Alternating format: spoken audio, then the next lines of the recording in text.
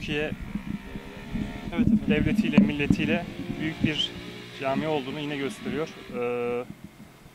Bizim yardımlaşmamız, kardeşliğimiz belki tüm dünyaya örnek olması gereken hususlar gösteriyor. Zaten batılı ülkeler bu konuda çok şaşırıyorlar. Nasıl bu kadar büyük bir nüfus geliyor da siz onu tolere edebiliyorsunuz, barındırabiliyorsunuz, besleyebiliyorsunuz, yardımlaşabiliyorsunuz diye. Burada bir de sivil toplum örgütleri, devlet ve yerel yönetimin dayanışmasını görüyoruz. Biz valilik olarak Urfa'da 60 sivil toplum örgütünün kurduğu insan yardım platformuyla ortaklaşa birçok proje gerçekleştiriyoruz. Bu da bunlardan bir örneği. Kayseri Büyükşehir Belediyesi'nin belki Urfa'dan 1000 kilometre uzakta, doğru mudur?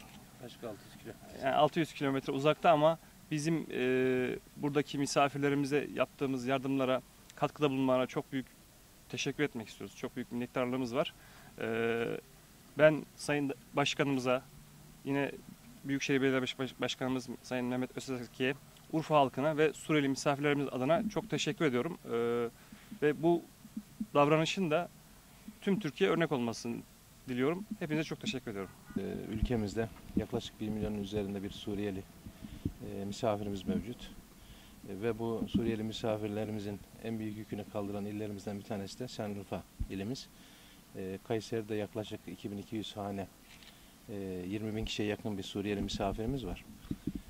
Biz Kayseri Büyükşehir Belediyesi olarak gelen misafirlerimiz muhacir, biz de ensar olmaya çalışıyoruz. Tabii bunu yaparken yükler paylaşıldıkça azalır.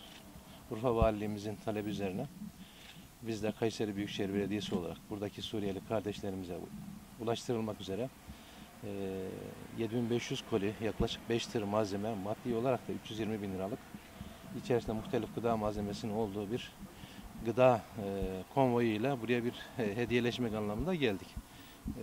Tabii ki biz buradaki yükü azaltmaya çalışırken diğer taraftan da hani bir laf var. Acılar paylaşıldıkça azalır, sevgiler paylaşıldıkça çoğalır. Biz de burada bir acıdan daha çok bir sorumluluk, bir sosyal sorumluluk olarak, bir sosyal belediyecilik olarak buradaki en azından kardeşlerimizin yükünü biraz azaltmak gayretinde. İnşallah bu bütün diğer illerdeki belediyelere ve şey olur. Çünkü Şanlıurfa, Antep, Kilis gibi veya Hatay gibi buradaki illerin sınır bölgesindeki kamplar veya serbest dolaşan Suriyeli kardeşlerimizle ilgili büyük bir gayret ve çaba sarf ediyorlar. Bu çabalarına destek olmak mahiyetiyle böyle bir yardım konvoyumuz geldi. Sayın Valimize birazdan teslimini yapacağız. Şanlıurfa Sivil Toplum Kuruluşları olarak özellikle Ramazan öncesi bizde misafir olan, muhacir olan Suriyeli kardeşlerimizin bu Ramazan'da boynu bükük, mahzun bir şekilde Ramazan'ı geçirmemeleri için bir yardım çalışması için 9 yıllık kaplayan 12 günlük bir çalışma yaptık.